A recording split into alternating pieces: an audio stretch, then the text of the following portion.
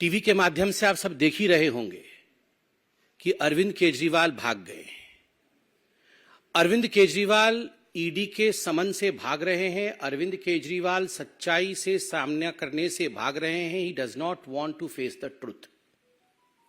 जांच से भागना एक तरह से ये एक्सेप्ट करना होता है कि हां, मैंने गलती की है।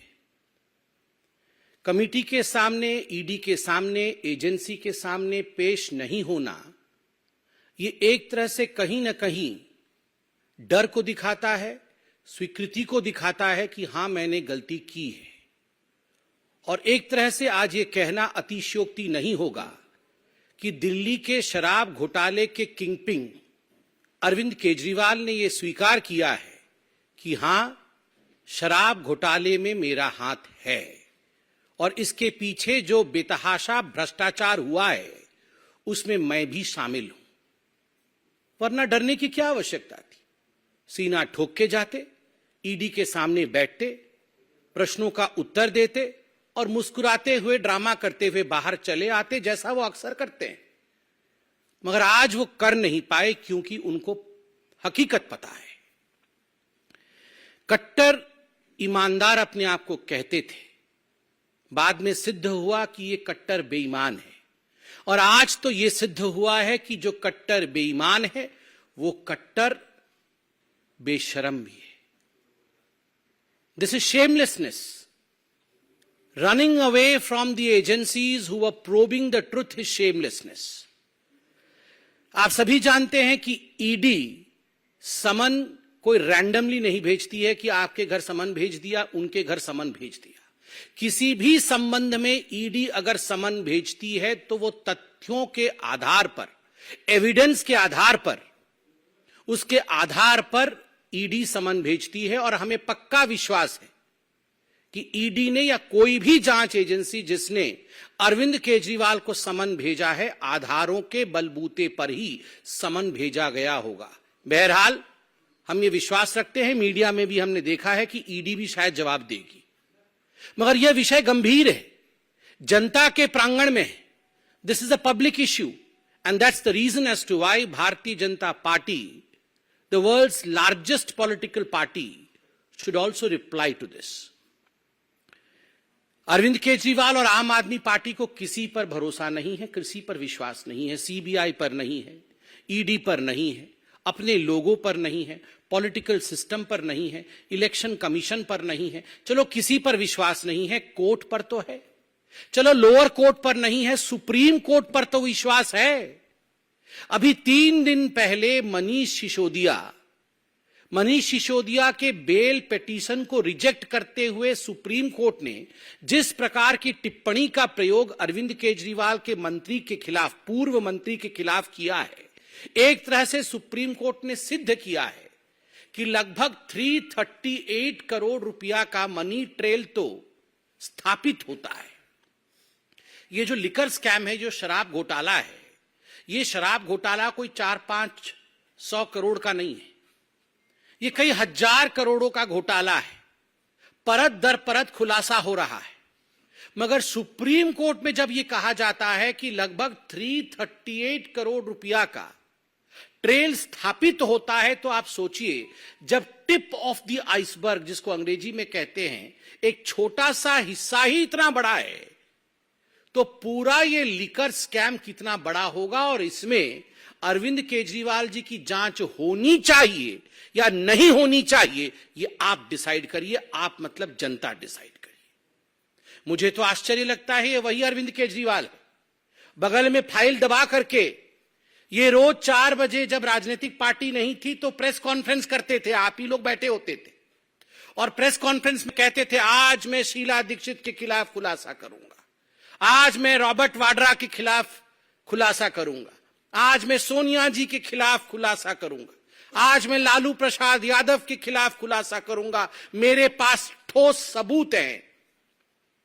और जब 5 बजे इनकी प्रेस कॉन्फ्रेंस खत्म होती थी तो अरविंद केजरीवाल कहते थे, खुला दरवाजा है मेरा, खुला दरबार है मेरा, मैं चैलेंज करता हूं लालू प्रसाद यादव से, मैं चैलेंज करता हूं रॉबर्ट वाड्रा से कि वो आए, मेरे प्रश्नों का उत्तर दे, तभी मैं इन्हें क्लीन चिट दूंगा। ये अलग बात है, अभी गलबइये कर रहे हैं इनके साथ घमंडिया अलायंस बनाया हुआ है। मगर ये सारी चीजें अरविंद केजरीवाल जी के खुद के स्टेटमेंट हैं। वाह अरविंद केजरीवाल जी, आप चंद कागजों पर सवाल लिख के लाते थे, उन सवालों के जवाब आप उस समय विपक्ष के और सत्ता की नेताओं से मांगते थे, वो तो ठीक था। आज देश की संवैधानिक जांच एजेंसी आपको सवाल के कटघरे में जब खड़ा कर रही है तो आप भाग गए, आप प्रस्तुत नहीं होना चाहते। आपने अपने चिट्ठी में क्या लिखा है, चिट्ठी भी लेकर आया हूं। आपने अपने चिट्ठी में लिखा है, मुझे किस हैसियत से बुलाया गया है, एक इंडिविजुअल के हैसियत से, या official capacity as chief minister of Delhi, या नेशनल कन्वीनर ऑफ आम आदमी पार्टी, मुझे किस हैसियत से बुलाया गया है। अरे अरविंद केजरीवाल जी, ये जितने गागर बंद है ना अभी जेल के अंदर, चाहे वो मनीष सिसोदिया जी हो, चाहे वो संजय सिंह जी हो, चाहे वो सत्येंद्र जैन जी हो, ये सारे गागरों के सागर आप हैं। तो करप्शन के सागर के हैसियत से बुलाया गया है।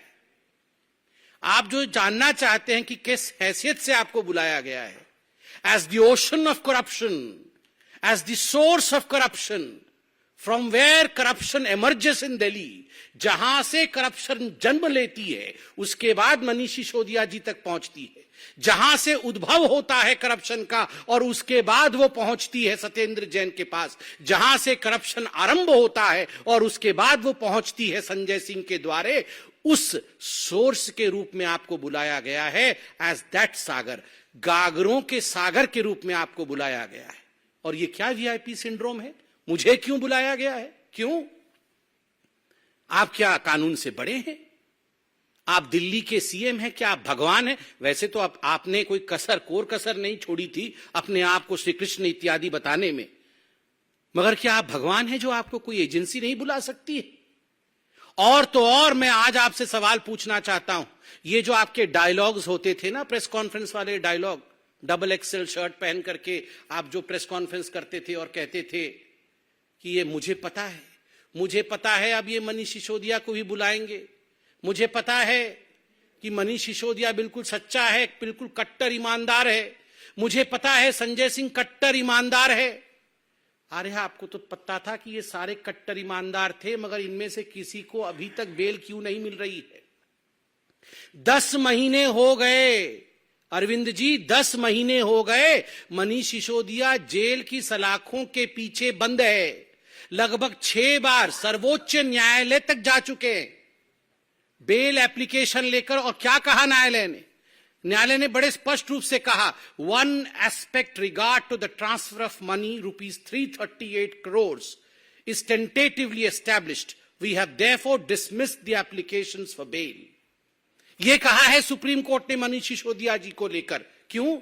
इतने कट्टर ईमानदार थे अरविंद केजरीवाल जी आपके अनुसार, तो बेल रिजेक्ट क्यों हुआ? आप संजय सिंह जी के लिए कह रहे थे ये बड़े क्रांतिकारी नेता हैं, इनको फंसाया जा रहा है बीजेपी की ओर से। कोर्ट ने क्या कहा? राउज एवेन्यू कोर्ट ने जो कहा है, मैं कहता हूं, in prima facie view of this court, the fact stated and material placed before the court nowhere show or suggest that his arrest in the present case is unwarranted or unreasonable, as allegations have been made against him, or his being directly associated with activities related to the proceeds of crime of the present case. ये बहुत स्पष्ट रूप से कहा गया है कि कोई जो एलिगेशन लगाते थे आप कि ये पॉलिटिकली मोटिवेटेड है, ऐसा नहीं है। मटेरियल जो रखा गया है कोर्ट के सामने वो दिखाती है कि ये अनरीजनेबल नहीं है ये अरेस्ट, बड़े स्पष्ट रूप से। फिर आप कहते हैं कि हमें अब सुप्रीम कोर्ट पे भी भरोसा नहीं।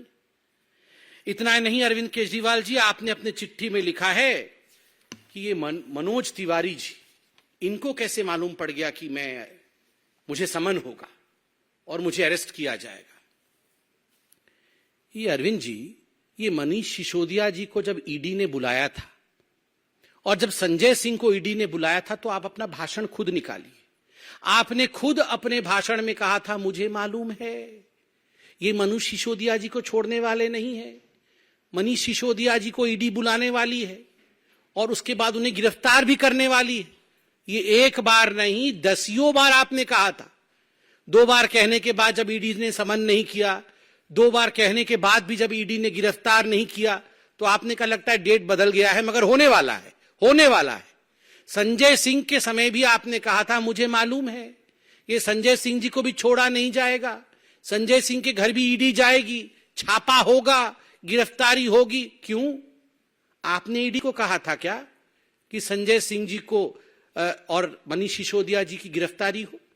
आपने जो लॉजिक दिया है कि मनोज तिवारी जी के कहने पर ईडी ने ऐसा काम किया है, ठीक उसी लॉजिक से अगर हम सवाल पूछ दें कि जब आप कह रहे थे कि मनीष सिसोदिया की गिरफ्तारी होगी, तो क्या आपने ईडी को कहा था जाओ जरा मनीष सिसोदिया को गिरफ्तार करो? वैसे हो भी सकता है। मैं कोर्ट का कुछ स्टेटमेंट लेके आया हूं, सुप्रीम कोर्ट का। परसों जब रिजेक्ट हुआ मनीष सिसोदिया जी का बेल, तो सुप्रीम कोर्ट ने एक बहुत महत्वपूर्ण बात कही। सुप्रीम कोर्ट ने कहा we are dismissing the application for bail of Manish Sisodiya. But we have made one pointed observation, which is that they have assured, they matlab ED, that they have assured that the trial will be concluded within 6 to 8 months. So within 3 months, if the trial proceeds sloppily or slowly, he will be entitled to file an application for bail. Supreme Court ने कहा कि हमें ED ने कहा है कि 6 से 8 महीने के अंदर त्वरित गतिविधि करते हुए ये जो शराब घोटाले की जांच चल रही है उसे पूरा कर दिया जाएगा, और हमें भी विश्वास है पूरा कर दिया जाएगा। अगर धीरे धीरे इन्वेस्टिगेशन चले, ईडी अपनी पूछताछ में लचर रवैया अपना ले, ईडी अपने काम को धीरे धीरे या स्लोपीली करे, तो फिर आप कोर्ट में आकर एक केस करना। ईडी ने तो जल्दी जल्दी आपको जांच के लिए बुलाया।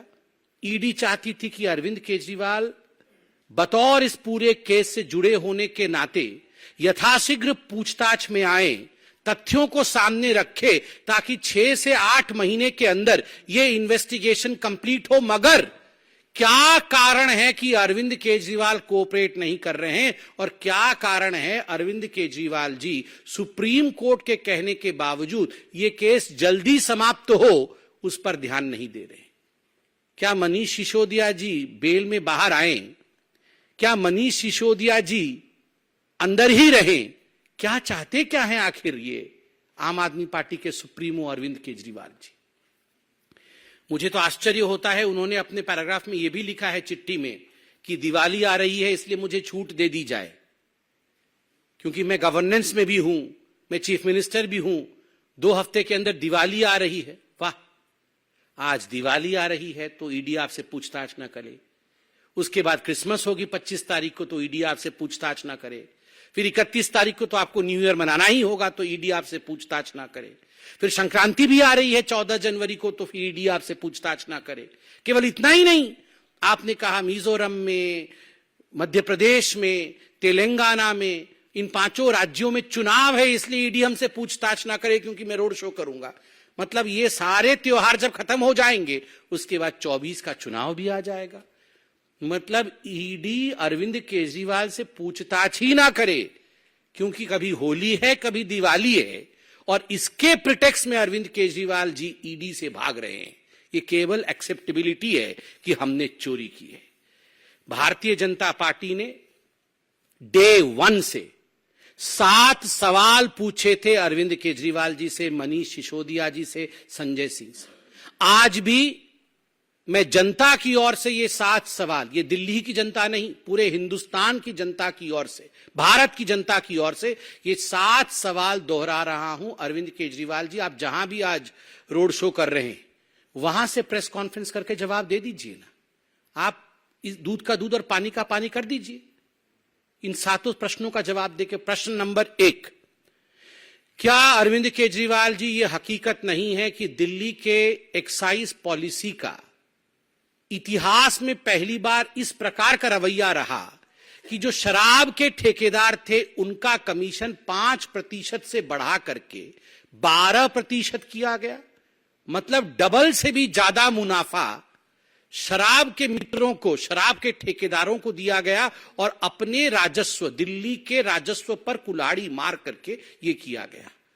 और यह भी बात सामने आई है कि इसमें से एक बहुत बड़ा हिस्सा पीछे घूम करके मनी ट्रेल के माध्यम से, मनी लॉन्ड्रिंग के माध्यम से आम आदमी पार्टी के अकाउंट में ही जा रही थी। दूसरा सवाल, जब आपने नई शराब नीति लागू की उससे पहले एक कमेटी बनाई गई थी एक्साइज डिपार्टमेंट के एक ऑफिसर राजीव धवन जी की अध्यक्षता में।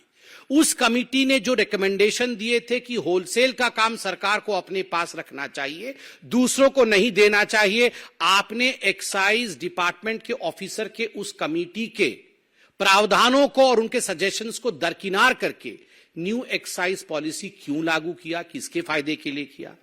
तीसरा सवाल, क्या यह हकीकत नहीं है अरविंद केजरीवाल जी कि आपने ब्लैक लिस्टेड कंपनी जिनको कभी ठेका नहीं देना था उनको भी आपने ठेका दिया?